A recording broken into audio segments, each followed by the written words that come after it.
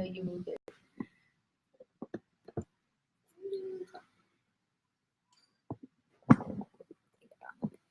Nope, that way. Oh my gosh. Hey guys, hi Facebook. We're trying to get our life together today. Oh my God, it has been a day. Yes, it has. Well, good afternoon. I'm Sabi. I'm Digna. And together we are The Social Soda. Oh my God. Well, thank you for being patient and joining us today. It's been a journey to get here. And I know we promised you guys at 12, then 1, and now it's 2:30. So thank you so much. But we were having some issues with everything. Did we? Yeah, I mean, I think that the whole universe was against us today. We want to introduce our special guest. Yes, and we have a very special guest today, as we've been talking about for the last 2 weeks, the amazing, fabulous Nicholas Nguyen. Hello, everyone. We have been looking forward to having you on the show. Like we've been like dying to like have you on. I know that we briefly met when we were doing the filming and stuff like that, but you were just like so hot all over social media. Not only are you hot to look at, but your clothes are hot, your career is hot. I mean, you are just one fabulous fireball. Thank you so much for having me today. It's such an honor for me to be a part of, Social Soda. Yeah. Thank you. Oh, we love that you are here with us. Yay. So, how did you get involved with the Red production? Let's start from. Let's just get Jump to the business. Yes, let's just jump to the business. So I was at the Red production last year, maybe in December. Yeah, it was that's where we December. were. That's the first time I met Boy. Boy. So I was there just having fun, getting drunk. It's the Red production. Exactly. It's really fun, Yeah, guys. it's Super really fun. So after having so much fun and then, see how he does with that, I'm like, okay, Boy, I'm like a fashion designer too. And I would love, love, love to be a part of the show. I want to do the most, I would love, it's going to be an honor for me to be a part of Red production. Yeah. And he was like, yes, of course. And so we've been talking and talking for like months after month.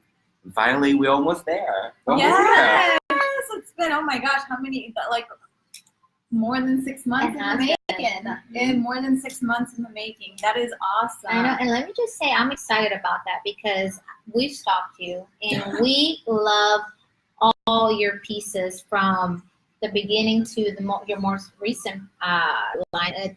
All of them are stunning. They're beautiful, and and what I love, they're so different. Not one is like the other. They're not even similar at all. They're so unique and they're interesting. Some are very interesting. Thank you. So tell us, how long have you been in the fashion industry?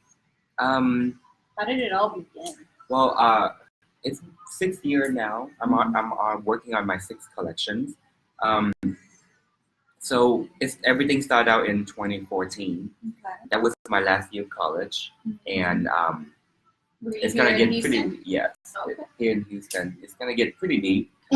But everything started out from like a dark place, which I was in like the darkest place in my life. I just almost finished with school. I don't know where to go. I went through a bad breakup. Everything was just. I feel like the world was just shut down on me. And of course, and then some of my friends saw my work. I mean, I went to school for business, so I never known fashion before. So, but this is something that I love to do. So at that time, I'm just like sewing some shirt, something I wear to the nightclub and stuff like that. But I never know how to sew in the sewing machine before. Right. So my friend applied me to go to Austin Fashion Week in 2014. Okay. Because I was in a dark place. It's like, you have to do something that you love and, just pushing it. And he applied me, and for some reason, I have no sketch, no design, and the owner of, Fashion X Austin was like, I want him in. For some reason, he just accepted me. So within 10 days, I have to come up with 12 pieces without knowing how to. Yes. Oh my God. But you're gonna see that collection because I'm keeping that collection as like a momentum, like something that's meaningful. I never fix it. I mean, you're gonna see it. There are gonna be so many flaws. I'm not a seamstress. Like, I've never done this before. So when Joanne bought the machine, bought the fabric, Doesn't everybody go to Joanne? yeah, and then I don't know what came over me. In 10 days, I come up with 12 pieces, Wow. and I show at the fashion weeks, and everybody loves it, and that's how everything started, you know? Yeah. This is blowing my mind that you came up with 12 pieces in 10 days. She told, like, I can't even post an Instagram post in one day. It takes me 8 hours. It's like, I'm floored. I'm floored. Okay. So I'm What did curious. your parents say? I'm sorry. Yeah, I'm like, no, I want to know if you learned how to sew and like did all those 12 dresses in the sewing machine. Well, I mean, obviously the sewing is not good. Yeah, but then at that time, all I want to do is just do something to keep my mind off having bad thoughts. You know, like depression can take Yes. like a hold of you I really know. deep. yeah. And because of fashion, it saved me from my depression.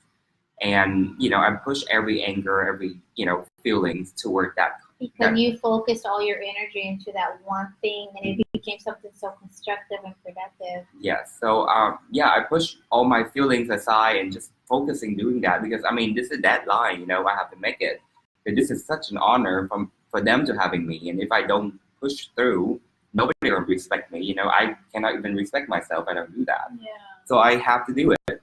And surprisingly, it's come through and people loving it, which is like a milestone in my life that, okay, this is something you're good at.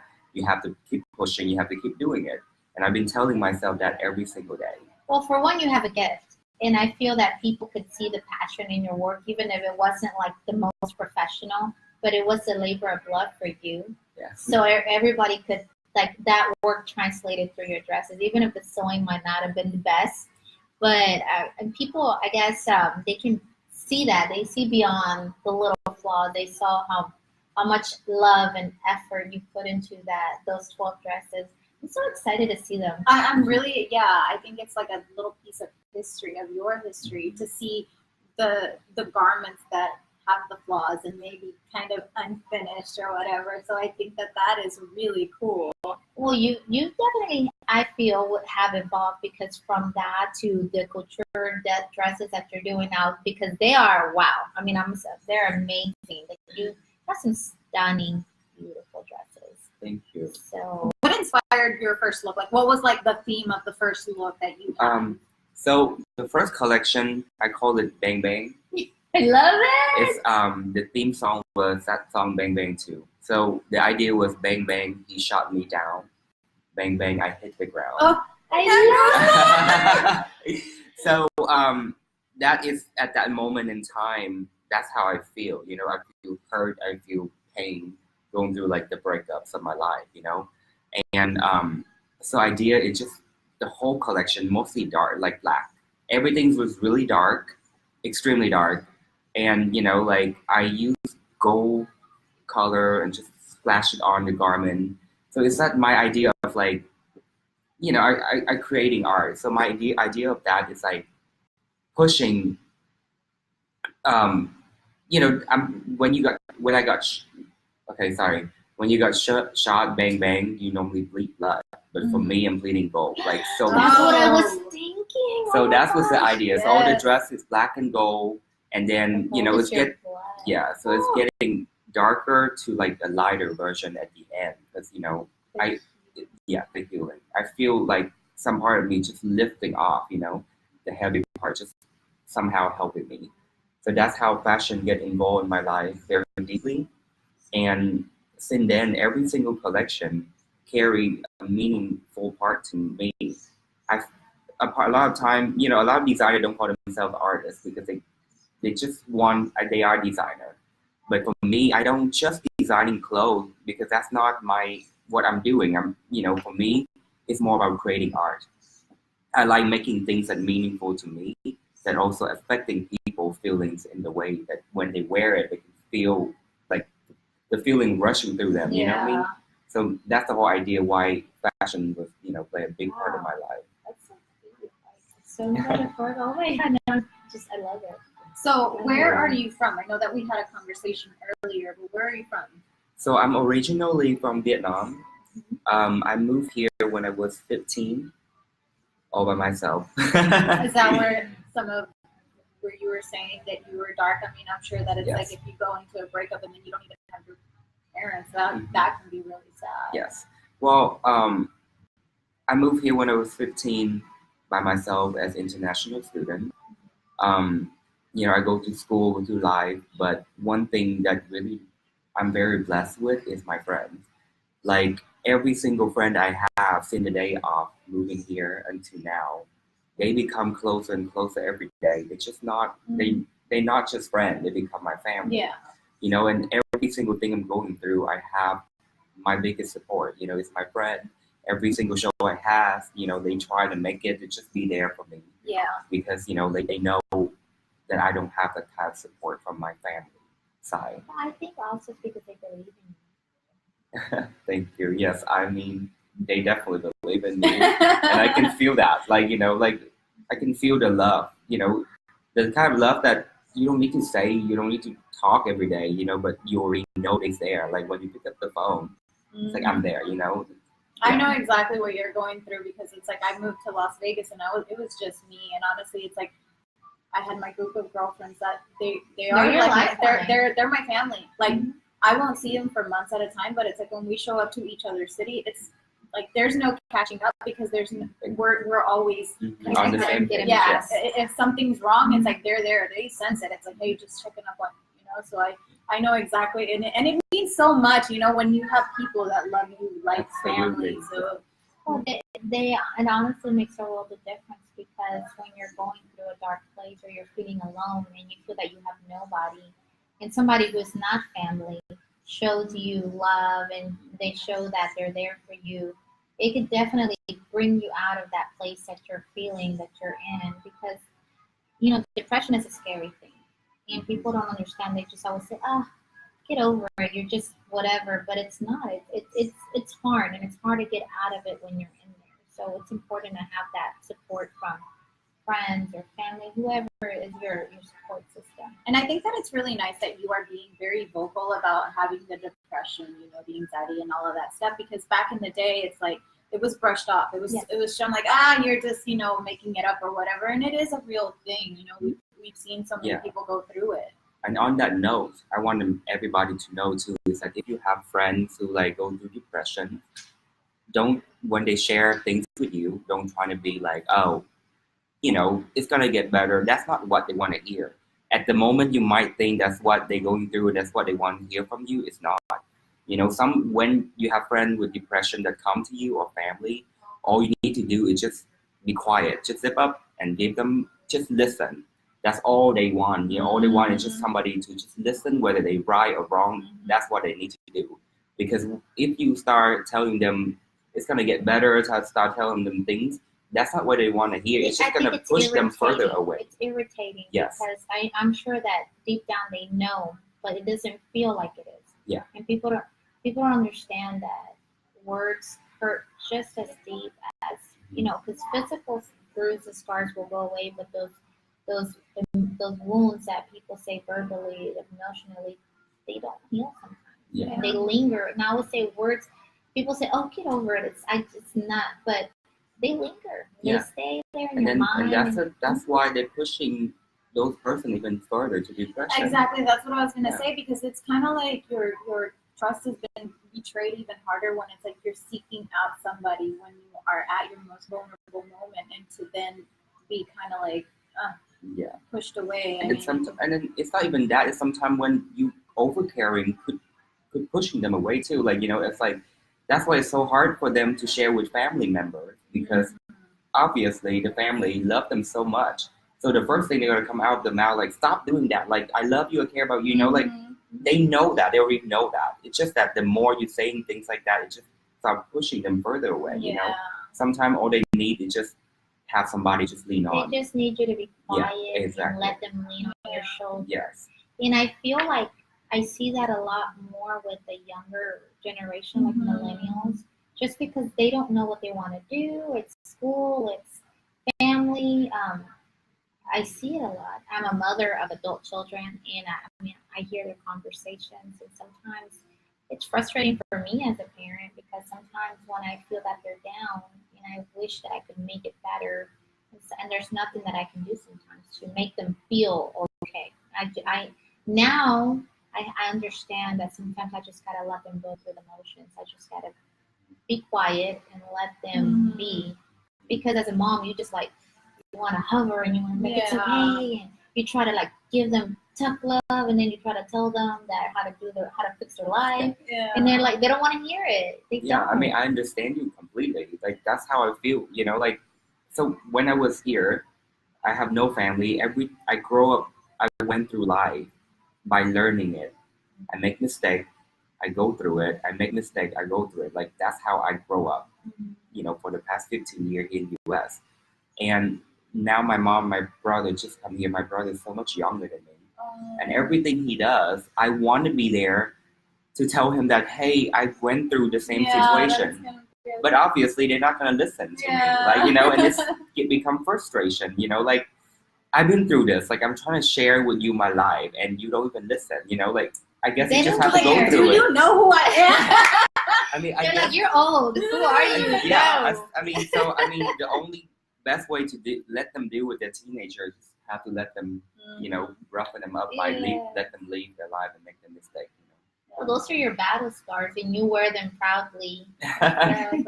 So, have we gotten out of the dark spot? Yes. Oh, that's good. That's good. So now I know that you touch that every collection that you do kind of touches on a little piece of what you're going through, and like, what is the vibe that you're going through this season? Well, without because I know that we're unveiling the new collection, right? Without giving away too much, but. Well, as you can see, my collections are getting very dark to super colorful nowadays. And obviously, life is like up and down. And last year is when I go through another depression. Like I just feel lost. Once in a while, we just feel lonely. Like a part of growing up. So I'm pushing through it, and now I have a new collection. It's supposed to be really colorful.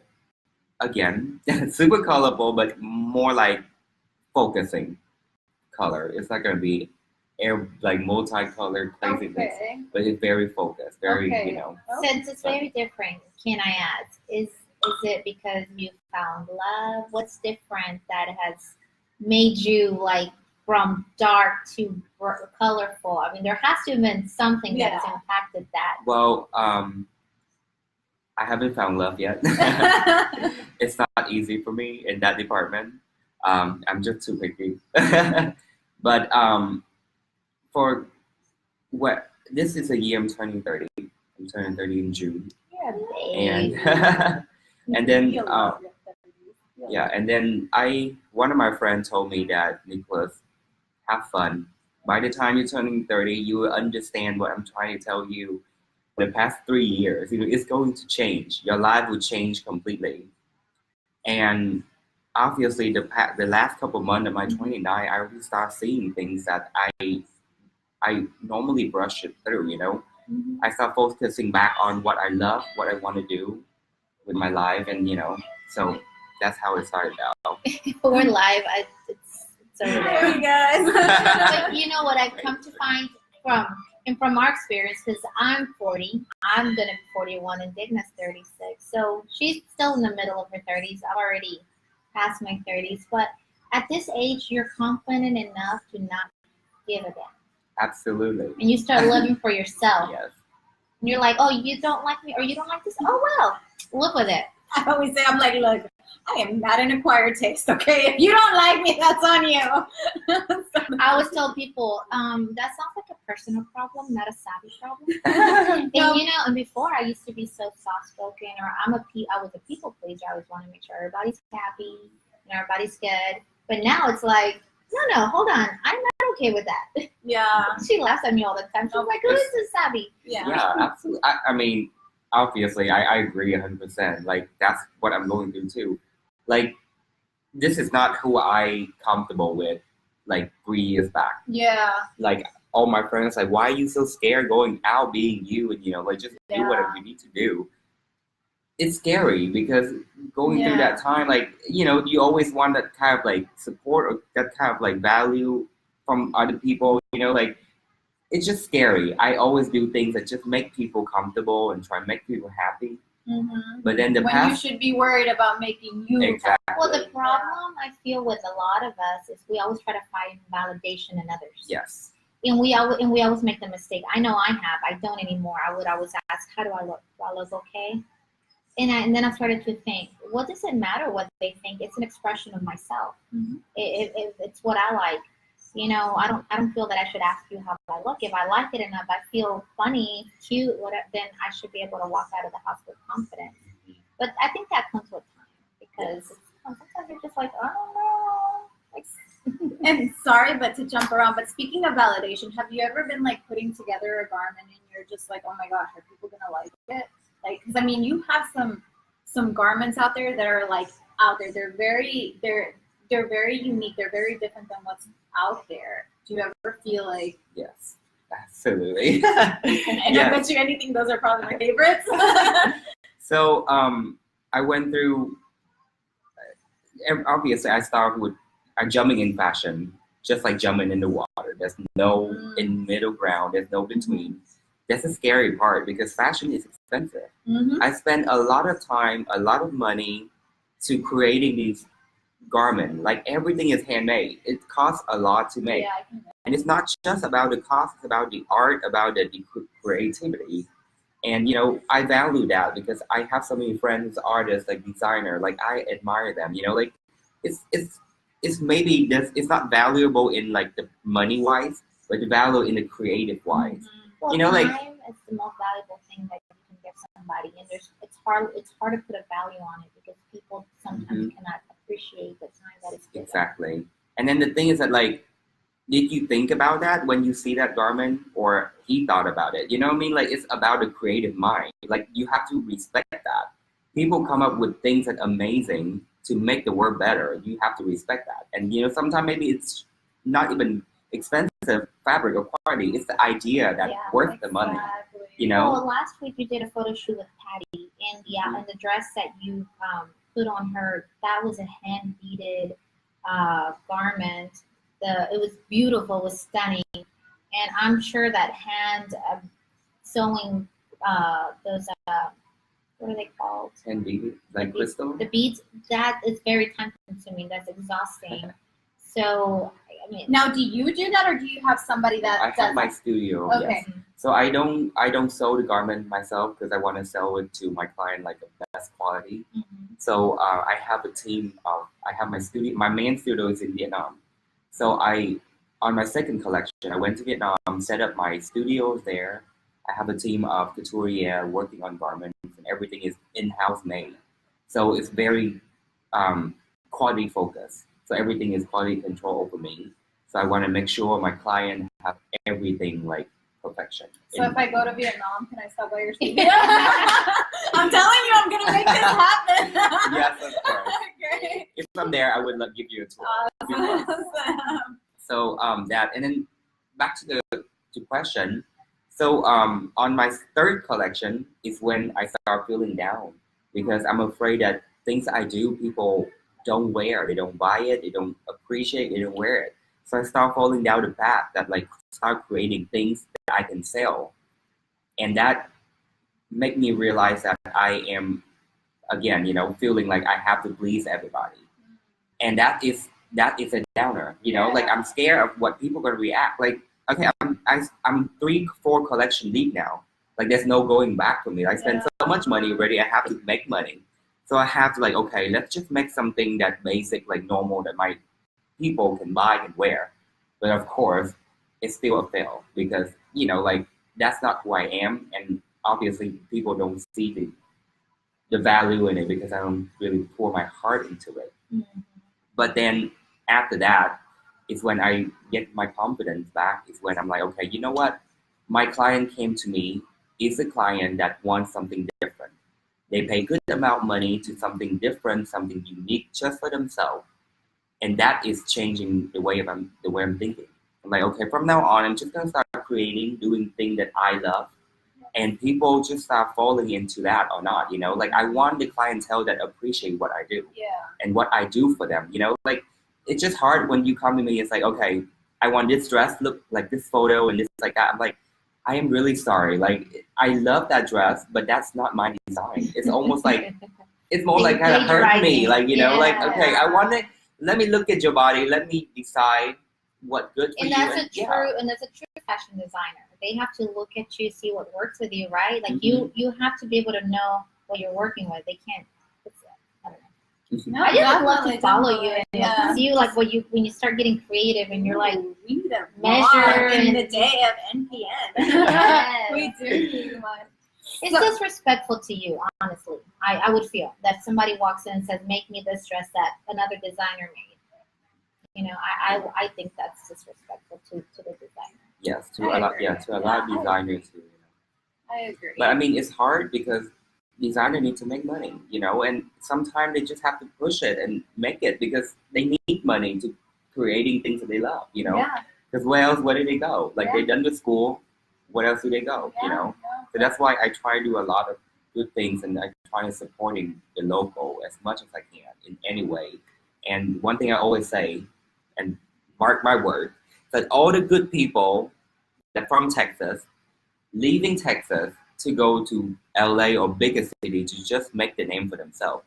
When we here in Texas, as Texans, we know for sure we have the power to make that happen. And you know what? I agree with you because Mark 100%. Harvey had to do it. You know, there's other people. There's countless amount of people that had to do it. I have a cousin of mine. She's an actress. She was in LA and then she came back, and that's whenever but she couldn't get anything off the ground here right off, even though the same talent that was here when she went to LA and then she came back, it's like now all of a sudden everybody. So I get you. So we need to be more supportive of our locals. Absolutely. Yes. I want to respond to some of the comments that we have. Manny says y'all are the best of the show. Keep pushing. Peta Gay Ledbetter says, "Yay, Nicholas!" Hello, and she says, "Wow." And then Douglas says, "The black and white coordination you guys got going on is 100." And Paul says, "Good show from what I watched so far. Keep up what you are doing. You both are awesome. And I like the honesty from your guests and the pain from this." Thank you so and much. then he's in Portugal, all the way from Portugal. And Douglas wants to know, what are some of his local and non-local fashion designers? So he wants to know, I guess, his favorite. Yes. Just curious. So, my favorite? Well, local for me is not just in Houston or Austin. It's like a combination of all. But I would not put that in that way. I love and respect everybody works in their own way. You know, it's they go through life just how we all go through life, and obviously their design is reflecting on who they are. So to put it on favorite, it's just kind of hard. Yeah. All are his favorites. Let's just leave it at that. Yes. And then Peta wants to know, I love, she says, where's the studio to see the fashions? Vietnam? Yes. So my main studio is in Vietnam, but I'm working on my shop here in Houston. Hopefully it's going to go through this year. But a lot of my stuff you can see on social media or my website. Mysterious by Nguyen. Yes, Which is a beautiful website too, by the way. Yeah, very aesthetic. Yeah, it's very beautiful. And you also are on Facebook. And Gary also said that he loves shooting your fashion. Thank you, Gary. We love Gary. Gary is such a sweetheart. So I know that you said that you don't really want to throw out any names of local fashion artists, but who was somebody growing up that you, a fashion designer that you looked up to, like a big name that you were like, whoa, I really love his or her stuff? So yes, definitely. My whole life, I don't know what, but like my whole life when I was in the kids, I know about Dior. Oh. And Dior has always somehow been there my whole life, and I love everything about it. And obviously, when my queen become, a big thing, that He's is when amazing. yes, Anything he touches, he turns it to gold. yes, he's changed my life in the way that it's really hard to explain. Him and Gaga. And that is when I look at fashion in a different eye, because Dior is so feminine, so beautiful. Like it's always so, like it's just elegant and beautiful. Yeah. And my Queen and Gaga is like the completely opposite of that. Yeah. And the combination of both I have in my head. That's when I design. I always think of like, okay, put something together. It's like it's something really cool, to have like an edgy on something extremely elegant. I love that. It's like, I'm a huge fan of that. I'm wearing Dior, my perfume, guys. Oh, me too. The pure. Oh, Are me you too, really? yeah. I'm wearing Pure Poison. I'm wearing Miss Dior, so very cool. And I always love watching their Instagram stories when they do the history, the IGTV. I mean, the way that we just take for granted everything that they do. So much goes into just Well, for one the dress. Met Gala, they had on Instagram TV how they created some of the masterpieces that the artists wore. And I saw one of Versace's, and it was all that hand beating, hand stitching. Yeah. It took so many people and hours to put it together. I love more the understated pieces, but sometimes like Versace is kind of one of my guilty pleasures. I like how it's so loud. Because normally I'm not a loud person. I'm more like with a normal mood. And that's the thing too, is that that's the thing about fashion, is that a lot of people that I know is they just buy it and framing it. They don't really wear it, but they admire it. So they buy it. It's a piece of art. Like all the hand beating or hand work into that one garment. Like in general, it might look okay, cool. But you have to respect that. Like how many people and how many hours are put into that, And again, like with fashion, like you would think it's too loud for you, but then when you wear them, you feel that you're coming out. And then when you feel that rush of coming out from your daily life, you understand what fashion is about. Fashion changed your perspective of who you are. You're so true, because there's things that you put on and you're like, dang. Even your strut changes. You're walking. Yeah, you feeling yourself. You're walking and you're like, oh my God, I feel so like sexy or something. It's so true. I feel like fashion gives you a lot of character. Like Absolutely. you can be this person. I think one of the reasons why Halloween is so popular with the adults is because we get to be our little alter ego. And it's the same with fashion too. It's like you can wear Dior one day and feel a certain way. You can wear Alexander McQueen and feel a different type of way. And next, so who is one of your favorite artists that you see that you think is always dressed impeccably or just fun? That they're not afraid to experiment. Just someone that Celebrity. you see. Celebrity. Well, I mean, off the rack, of course, Lady Gaga. of course. Like We love Lady Gaga. Yeah, she would the Met Gala one. Okay, let me touch on. I think Houston needs to have a Met. mini Met Gala. Bring all the interior So designers Brandon in. Maxwell is from Longview, Texas. Okay. So he's a Texas designer that he moved to New York and worked with Gaga. Okay. So it's just crazy. That's what I'm saying. Gaga's always been that one that she pushes the envelope. Always, she just does some crazy things, and you're like, what? But then you're like, wow, you know what? She's ballsy. Yeah, but that's the theme of the event. Is that's her whole life. It's Yeah. big and over the top exaggeration, and oh my God. Okay, let's move on from that because I could go on about this forever. I love it. Yes. Okay. Well, let's touch on what we're wearing, because we haven't even touched about these beautiful earrings. Yes. So I wanted to. Well, before we move on, let me just kind of ask him one last question about his design. What does the future look like for NPN? I mean, obviously we are showcasing your brand new line, which, by the way, we are doing your whole entire collection from start to finish, guys. Not just this new season, not just the first season, but the whole shebang. Yeah. Which is 80 pieces. 80 That's pieces. 6 years of work. So yeah, like I just told them is that the red production, which you need to come. You need to come, guys. It's a very it's a great charity event that I want to pour my heart into, and when I grow older, I want to keep doing this.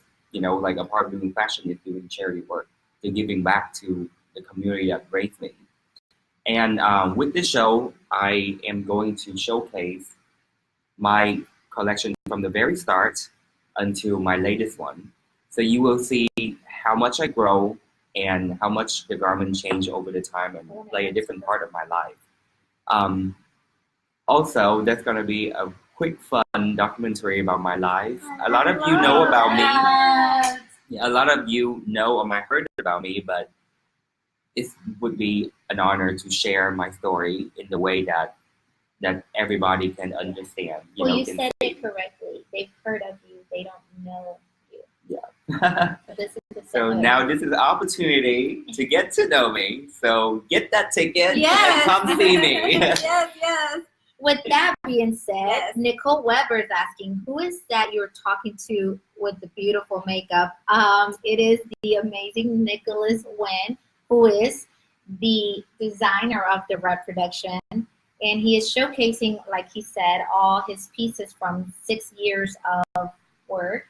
So if you want to see him in person, buy a ticket to the Red Production. Mm-hmm. He'll be here. You can meet him. And also, we the audience. Wait, you need the audience help, right? Yes. Because we need models, guys. We need. Absolutely. How many models do you need? We're gonna need a lot more females models. So you need about 10 of 13 more, Yeah. and then 7 more male models. So if you know anybody, send it my way. Contact me on Instagram. Are you hosting any more casting calls? Yes, I'm trying to get the date together. Okay. But feel free to contact me on social media, mysteriousbynpn.com or Instagram.com/mysteriousbynpn. Yeah, and we'll post something on our Instagram, but we'll definitely do both of the links on this here. And for the female models, you want them to be 5'7" and above, size 0 to 2. The male models 6 feet and taller, medium build. Slim and athletic, right? So that's I was like, I felt weird saying that. But yes, that's what we are looking for. And if you guys fit these requirements, you can also reach out to us, and we'll definitely get this forwarded to Nicholas so we can get you guys going. We'd love to see you strutting in one of his amazing gowns and the jewelry that they'll be wearing that you wanted to touch on. Yeah. I know we're wearing these amazing, beautiful pieces by Kristen, and I have this. I don't know if you guys could see that. Look at that bracelet, so beautiful.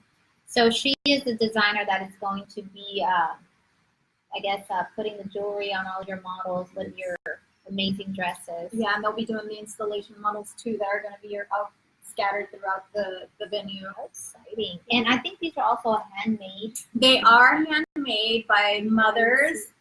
So This, guys. This looks like a. I'm in love with this. This looks like the flowers on the magnolia tree. And I just want to say that they're very light. They don't feel heavy at all. They're just so big and lush, but they're not heavy. They're super lightweight. Yeah, and actually we're gonna have Kristen on the 30th, with the social graces. So they are going to have a grand opening, and we are going to invite you guys to all come out. Nicole Weber wants to know how much is it to model. I don't think that it costs anything. This is a volunteer, guys. It's a charity event. Yeah, so we are guys. Just to be clear, this is a volunteered. It's just volunteer. You're not getting paid for this, or you don't have to pay to be part of the runway. The only thing that has to be paid are tickets, because all the proceeds 100% go back to the AIDS Foundation Houston to help fight and raise awareness HIV/AIDS, and which also covers meals, covers medication, covers testing. I mean, your money goes so far. Yeah. There's so much that the AIDS Foundation Houston does that people are not aware of. Yeah. So the Red Production have a big team of people working basically for free. Like we're spending our time pushing it. So the event gonna providing a lot of liquor, food, and like a lot of entertainment for fun. Just want to raise the money to help the HIV/AIDS Foundation in Houston. So every single money you put into this event, from the ticket to donation to tipping, bartender or tipping anybody here will 100% go to charity.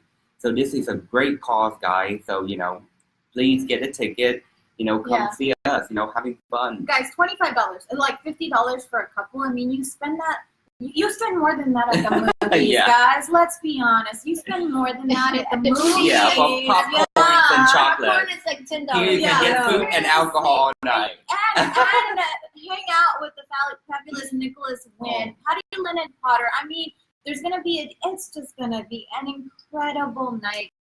And for the models, I mean, we're gonna have a photographer upon photographer, so you are just gonna get tons of pictures. You're gonna be in his amazing garments. It's just an amazing opportunity. Yeah. And there is gonna be champagne. There's gonna be wine. Also, the amazing Edwin Henderson is gonna be providing the light bites. He is one of Houston's best cooks. He's the best chef. He does Chefs in the City, Cooking After Dark. He's also very big in his community. So a lot of the people that are involved with the reproduction just love to help. They love to give back. They don't expect anything back. It's all it's just labor of love. So join us next Friday. Anything else you guys want to add? I don't know. I can't think of anything at the moment. What about you, Nicholas? I think that's it. Did we ask all our questions? Remember everything? Yeah, I think that's it, guys. I mean, sorry, guys, we were so late. We literally had one issue after another. It's all gonna be okay. So Sunday, guys, you guys need to come out to. Wait, hold on. You skipped Friday. Oh yeah. Oh my God. Okay. Tomorrow we're having the amazing Kay, and we're gonna be at her location. She has a new location, guys. She's off of St. Joseph's Parkway. So we're gonna be chit-chatting with her. She's also one of the sponsors. She is. And she's a returning sponsor. She's been with Boy from the very beginning, yeah. So it's gonna be fun to talk to her. And then Sunday, we're excited. Which we want you to come out. We want you to be there. And that is an open invitation. It is. We're going to be at Eagle in the Montrose area. So if anybody is by, or you guys just want to come watch us live, or you want to do your Ubers. Get your Ubers. Please.